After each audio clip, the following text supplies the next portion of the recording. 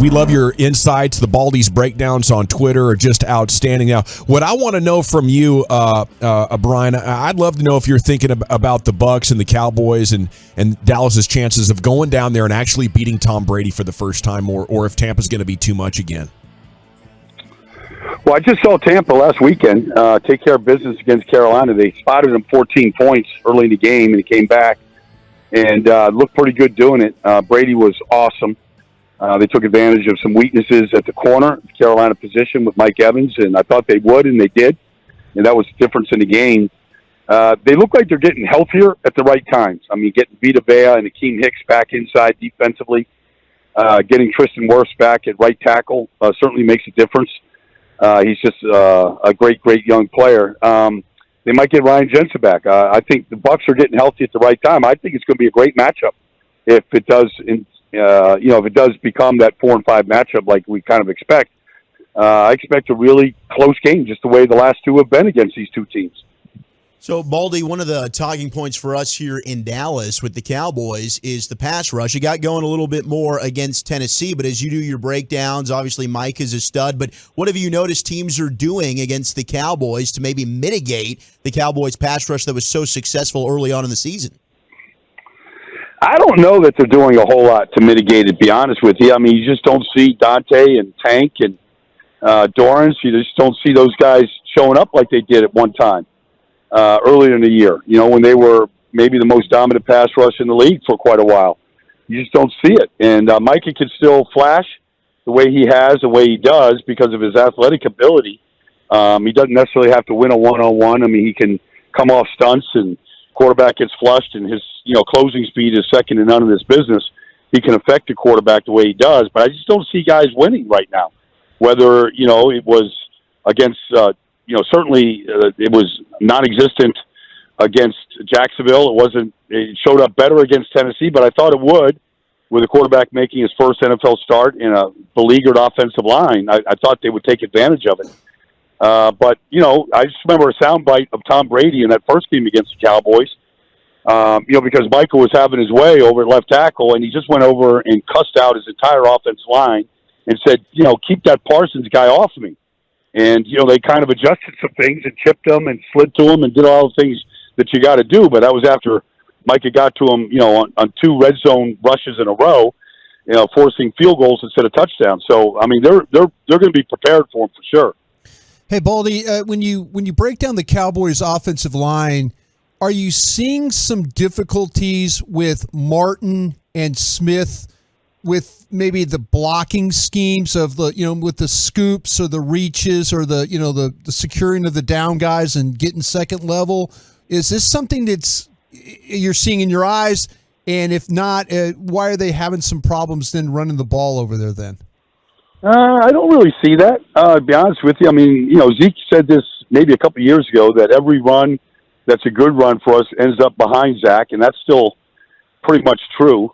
I mean, he's just that good. I mean, Tyron has had to learn how to play on the right side, so, stepping hard to his left on cutoff blocks like you're talking about doesn't come natural to him. But, I think the more he plays, the better he's getting. I think it just, does lend itself to let everybody know just how solid Terrence Steele was at right tackle before the injury. And, nobody was going to say that until he's not there anymore. And now you're asking Tyron to, who's never played on the right side to play the right side, cut off blocks and stepping hard with his left foot, crossing over, those kind of things, a little bit backwards for him. But I haven't noticed any real difficulty with them. I just think they just don't stay with the run as much as they were, when Cooper was there and at certain times when Dak came back. They just don't seem to stay with the run as much as they once did earlier in the year. Brian Baldinger with us here in the GBag Nation. If Kellen Moore was your offensive coordinator, would you be fired up or maybe not so much? Look, I think Kellen, takes heat when things aren't going great. There's been some interceptions here over the last couple of weeks that I think, Dak would like to have back. I mean, Kevin Byard's a hell of a player. He'd like to have one of those back for sure over the middle, but you can't like take the aggressiveness out of a player though. I mean, Dak wants to attack, he wants to be aggressive, and that's the nature. They make a lot of plays because of that. But Kellen Moore had a great play against the Eagles on 4th and 1. It worked, and it was a big difference in the game. Probably copied that play from other people. I see other people copying the play last week. Green Bay did it last week and got a big first down out of it, biggest play of the run game for them. There's always been little wrinkles that that teams have. Can you dial them up at the right time? I just said this from the beginning, though. When I saw the Cowboys adjust to what Cooper Rush was and the success he had, I said that's what the Cowboys should do. They should go protection first and run first. And I know people just want to put Dak in that category of this elite player, and at times he is, but I just think that's what's best for the team. Play 3 tight ends, max protect, run the ball, pound the ball. I think that's still what they're best at. I think sometimes when you spread them out and you're trying to get CD and Gallup and all these guys in these matchups, I think that's when they kind of fall into some difficulties. I think they can be a really good, dominant run football team. And if you want to run speedo routes and 2 receiver routes off play action and let Dak, take his shots, take your shots. But to me, I thought that was what the Cowboys could be really good at. Speaking my language here, Brian Baldinger with us on 105.3 The Fan. Should the Eagles be concerned with how they've played the last couple of weeks? Absolutely. Absolutely. I mean, it started with the Chicago game. I mean, I have no idea why Nick Sirianni in that game would run Jalen Hurts 17 times. Now, not all of them were runs, dialed-up runs. Some of them were scrambles. I get it.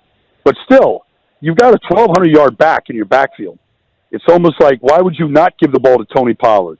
Why would you not give the ball to Miles Sanders? I mean, these guys are home run hitters. They've proven it. Like, you give them enough carries, and they're gonna gain yards. They're gonna find holes. And so it started with Chicago. It carried on against Dallas, and then last week was just a complete, mind-numbingly crazy game plan that they had for Garrett for Minshew. It just made no sense at all to me. And here they are with probably forced to play a quarterback that's not 100%. And because they want that number 1 seed, it's important, and they know how valuable that number 1 seed is. But a lot of this is their own doing right now. Do you have the Niners as the team to beat in the NFC? Yeah, I do. Even with Brock Purdy. I mean, he hasn't shown any flaws where you just think like the shoe is just going to fall, and he's just going to go to some, 7th round rookie-looking quarterback. I don't see it from him. They got lit up really big last week by Jarrett Stidham, but that's what Devontae Adams can be. He made one circus catch after another. Darren Waller's an elite player. Josh Jacobs does lead the league in rushing. I mean, they got it handed to him last week, and it took, an overtime drive by Brock Purdy to go win the game. So, it was a good wake-up call for them, but I still think they're the team to beat right now.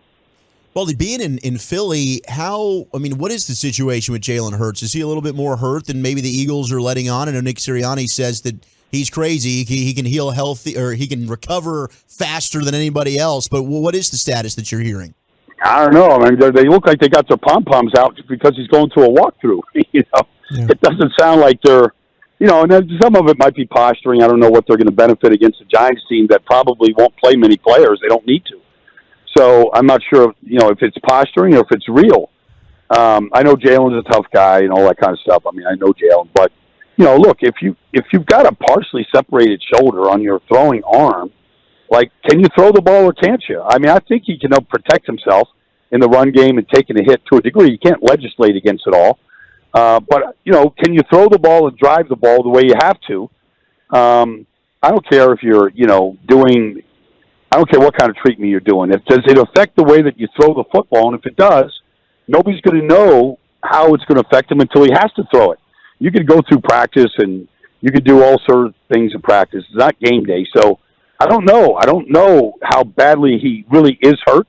I don't know that Nick knows because I don't think he's just opened it up yet to say, okay, throw me a, throw a 20-yard dig to A.J. Brown right now against Darius Slay and, make sure the throw beats the coverage. He hadn't had to do that. And until you have to do that, nobody really knows what he's going to be like. Brian, the situation we had in Cincinnati the other night, as a former player, I just wanted to get your thoughts about, I don't think, I'm not sure, I'm hoping I'm not speaking out of turn, if you've ever been in a situation where you've had to deal with players being carted off the field that way. just your thoughts about overall what that night and what those players went through as a former player. Well, look, I've been out there when the carts and the ambulance comes out and the gurney's out and guys are getting strapped in. I've been through that, and that's scary enough as it is. As both a player and as a sideline reporter, broadcaster, I mean, I've seen all of it.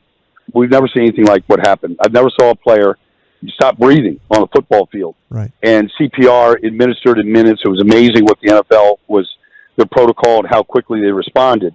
But, we saw the emotion on the players immediately. We knew, even from the television land, that this was a different type of stress that was being, applied to a player. And so the emotion, the decision to cancel the game, all that stuff, like, they did all the right things. But I just can't even imagine, being Josh Allen down there or Joe Burrow or, any player, and witnessing that, and seeing it firsthand and not knowing, that's the worst part, was just the uncertainty. Like, I've been down there when a player blacked out, got a concussion, ankles going a different direction than their leg, all that stuff. But at least you know what it is. That was the hard part, and still is, the uncertainty of what his future, his health. We understand things are getting better, but until you're out of the woods, you're not. And so that was the hard part for everybody, was just the uncertainty of just, what is it? What happened? And is he going to be okay? And nobody could answer that question in those moments down there in the field. Yeah, terrifying. A very memorable moment throughout the history of sports, indeed. Brian Baldinger here with you on 105.3 The Fan. Okay, finishing up here on this playoff picture, how good do you think the Packers have become here late in the season going into January? I saw them 2 weeks ago against the Dolphins live, and they had a great second half. We didn't know that Tua was concussed. I mean, he played terrible in the second half, but we didn't know if that contributed to it or not. They played great against Minnesota. They played the best game they played all year. And Jair Alexander said, "Give me Justin Jefferson. I'm going to shut him down." And they had a package to shut him down. And they looked like a completely different defensive team. And the MVP of that whole team is Aaron Jones. He's just a great player. And they really fed him. He really played well the other day. And Aaron Rodgers is kind of playing catch-up, and he looked good. I think, when you win 4 in a row and you come out of the crypt as deep as they were in the crypt at 4-8, and you get to 8-8, and you got the chance now. I think they could be a very dangerous team because the talent is there. They just didn't play any of the talent. And the young receivers, Christian Watson, if he's healthy, that guy is a difference maker for that offense. We were just talking about the Hall of Fame finalists, and obviously we're campaigning for our guys, Darren Woodson, DeMarcus Ware. Very happy Chuck Howley was named a senior finalist. But, my gosh, what a stacked list it is, and just having to pick 5 was very, very hard. I wonder, as somebody who played, what you think of this year's class of finalists, and specifically our guys, Woody and Ware. Yeah, well, I mean, look, Darren Woodson was as good a free safety as it was. He played 15 years, I believe. I mean, he was the standard, for a long time, him and Brian Dawkins. And if Dawkins is in, I think Woodson should be in. I just think they were very comparable. They were kind of playing at the same time. And then, look, I just remember DeMarcus coming into the league, and he was just an elite player day one.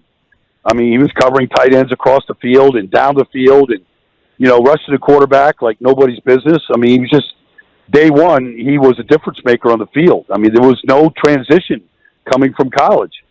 But, Darrelle Revis is out there right now, and there's a lot of really good players in this class.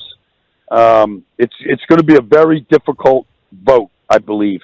I just think that, when you get a couple of pass rushers in there with DeMarcus, how many can they put more than one in 1 year? Sometimes they're a little reticent to do that. I mean, Joe Thomas should walk into the Hall of Fame as a left tackle, to me.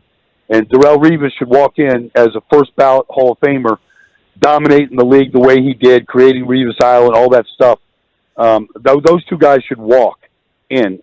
But there's going to be a lot of conversation about a lot of those guys. But Woodson and DeMarcus, my golly, I mean, they dominated for well over a decade apiece. Baldy, I just saw the video you tweeted earlier today of your of that legendary right pinky of yours that is all cockeyed and a little bit nuts. I'm curious, what What is the daily thing that is most inhibited by that messed up pinky? I have no ability to get change out of my pocket. It just falls right through it, and so it either falls on the ground or stays in the pocket. So change doesn't do me any good. You give me pennies, they're just going to end up on the ground. They're not going to end up in the hand. It doesn't stop you from throwing around weight in the gym, No. right? I'm still able to, take my little baby dumbbells that I have, working, trying to preserve whatever I got left in this world. I can still do that. You're still a beast, Baldy, and you're pretty sure the Giants are going to roll over, by the second half of the latest, or are they going to go for it against Philly this week? I don't know. They don't. I'm curious. That team has improved a great deal. They got a real passing game, and it's really come on the last 3 weeks. If I'm Brian Dable, do I risk losing the momentum I have, the way my offense is playing, by sitting down and not playing for a week? I kind of feel like they need to go out there, although you don't see anything happen to the quarterback, and he runs a lot, and he takes a lot of hits. I kind of feel like, at least for a half, the Giants need to go play against the Eagles this week. I hear you. Are we going to see it at the Super Bowl? Oh, yeah, absolutely. I'll be out there. Right on. We'll see you soon. I want to see that pinky up close and personal, Baldy. I'm going to make that. I want to shake that pinky's finger. Let's go grip some hands. Let's go shake some hands.